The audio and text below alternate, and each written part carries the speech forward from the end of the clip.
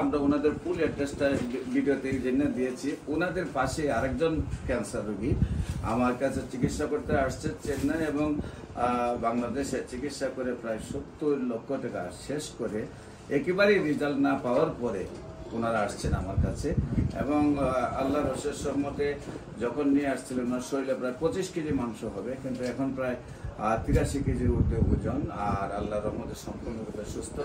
সেই রোগীটা দেখে ওনারা আবার আসছেন ওনার আব্বাকে চিকিৎসা করার জন্য। দেশবাসীর কাছে দোয়া চাচ্ছি, আল্লাহর অশেষ রহমতে আমি ওনার প্রেসক্রিপশন করছি। উনিও বাংলাদেশ এবং চেন্নাই দুই জায়গায় বেঙ্গলেও চিকিৎসা করেছেন। আপনাদের প্রায় টোটাল কত টাকা খরচ হয়েছে? প্রায় 20 লাখ টাকার মতো খরচ করে ওনারা আবার দেশে ফিরছেন। এর মধ্যে আপনারা কি কোনো রেজাল্ট পেয়েছেন? 20 লক্ষ টাকার মতো খরচ করেও চিকিৎসা হয় নাই। অ্যালোপ্যাথিক ডাক্তাররা বলেন ক্যান্সার মানে নো আনসার, ক্যান্সার হলে আমরা সাময়িক চিকিৎসা দিয়ে থাকি, একসময় ক্যান্সার